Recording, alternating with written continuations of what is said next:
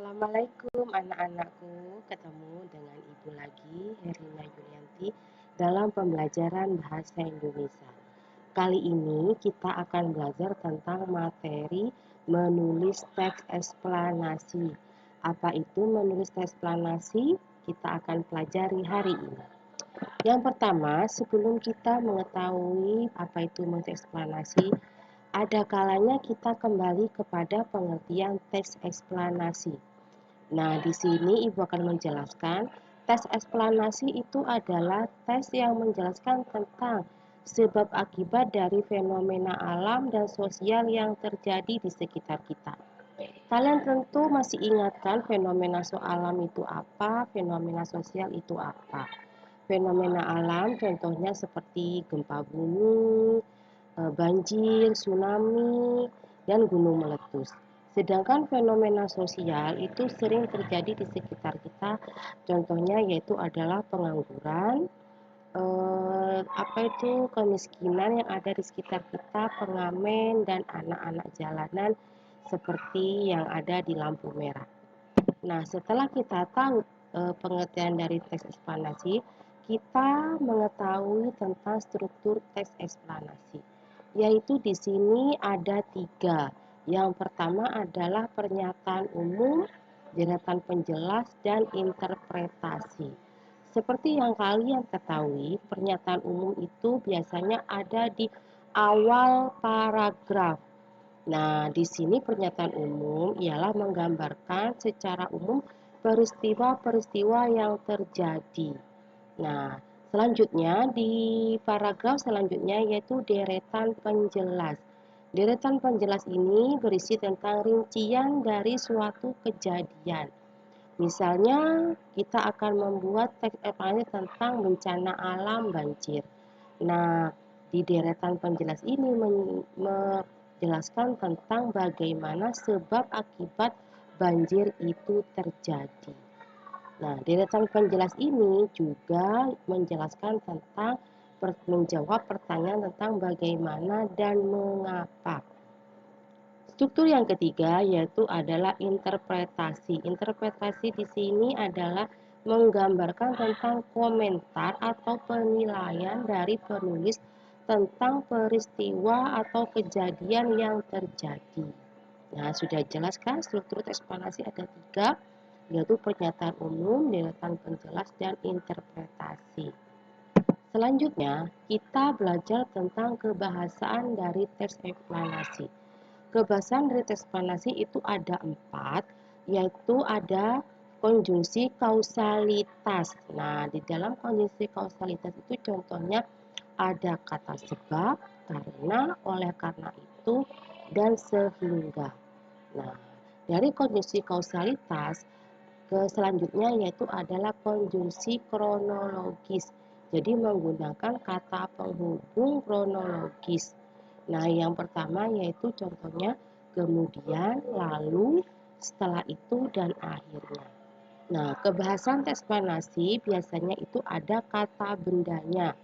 Nah, kata bendanya yang di sini apa? Jenis-jenis fenomena yang akan kalian jelaskan nantinya. Dan yang keempat yaitu adalah istilah-istilah ilmiah yang dapat dibuktikan kebenarannya.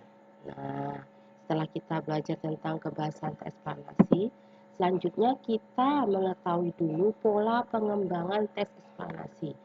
Nah, pola pengembangan teks eksplanasi itu ada 2. Yang pertama adalah kronologis. Nah, apa itu kronologis? Kronologis itu adalah menjelaskan tentang urutan dari suatu kejadian. Ibu berikan contohnya ya, seperti ini. Nah, di sini dari yang contoh Ibu akan paparkan pada kalian, di sini menjelaskan tentang urutan suatu kejadian tentang pelangi. Nah, seperti yang pertama, pelangi terjadi karena pembiasan cahaya. Cahaya matahari yang melewati sebuah tetes hujan akan dibiaskan melewatinya. Proses pembiasan ini yang memisahkan cahaya putih menjadi warna spektrum. Warna spektrum adalah warna merah, jingga, kuning, hijau, biru, nila, dan ungu atau atau disingkat menjadi Mejikuhibiniu. Nah, kemudian cahaya warna-warna itu memantul ke belakang tetes hujan dan akibatnya cahaya tampak melengkung menjadi pelangi. Nah, dari contoh yang Ibu paparkan di sini adalah ada urutan kejadian bagaimana pelangi itu terbentuk. Nah, sedangkan pola pengembangan yang kedua yaitu adalah pola pengembangan kausalitas. Apa itu kausalitas? Kausalitas adalah pola pengembangan yang menjelaskan tentang hubungan sebab akibat dari suatu peristiwa. Nah, di sini contohnya adalah terjadinya hujan asam. Nah, hujan asam merupakan hujan yang memiliki pH sangat rendah. Dari tetesan airnya, penyebabnya hujan asam yang paling dominan ialah SO2, CO2, dan NO. Dengan komposisi udara dan pada atmosfer yang normal, hujan akan turun dengan pH 5,6. Sehingga hujan yang memiliki pH kurang dari 5,6 dapat dikategorikan sebagai hujan asam. Gas-gas penyebab hujan asam dihasilkan oleh alam seperti letusan gunung berapi dan daur biologis tanah dan manusia, yaitu berasal dari asap kendaraan bermotor dan industri. Hal ini sangat merusak dan membunuh tunas tanaman. Nah, di sini dijelaskan tentang sebab akibat dari adanya hujan asam.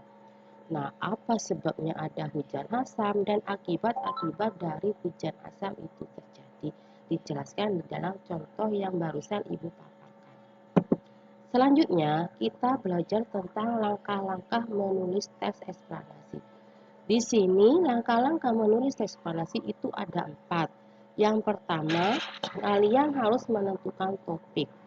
Topik yang dipilih harus aktual dan menarik. Jadi, topik yang kalian pilih itu adalah fenomena-fenomena alam atau sosial yang menarik atau up to date sehingga orang akan senang untuk membacanya. Langkah-langkah yang kedua yaitu menyusun kerangka teks.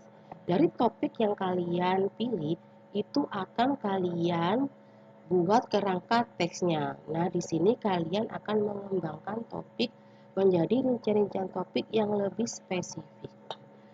Setelah menyusun kerangka, kalian memasuki langkah yang ketiga, yaitu pengumpulan bahan.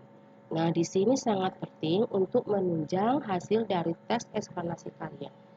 Nah, bahan apa yang akan kalian kumpulkan yaitu berupa fakta atau pendapat ahli terkait kejadian melalui segala sumber. Bisa menjadi buku dan internet untuk menunjang dari kerangka-kerangka yang akan kalian susun nanti. Langkah yang keempat yaitu menulis teks. Nah, di sini adalah final dari langkah-langkah yang akan kita pelajari dari awal. Yaitu dari menulis teks ini, kalian akan mengembangkan menjadi teks eksplanasi secara utuh dengan memperhatikan struktur dan kebahasanya. Jadi, yang pertama, sebelum kalian menulis teks eksplanasi, Ibu tekankan sekali lagi, kalian harus menentukan topik terlebih dahulu. Setelah menentukan topik, baru kalian membuat kerangka teksnya. Nah, dari kerangka teks itu, kalian kumpulkan bahan-bahan yang berupa fakta atau pendapat ahli yang ada di dalam literatur, bisa dari buku dan internet. Baru setelah itu kalian bisa menulis teks eksplanasi secara utuh. Nah, sekian penjelasan dari Ibu. Semoga bermanfaat bagi kalian.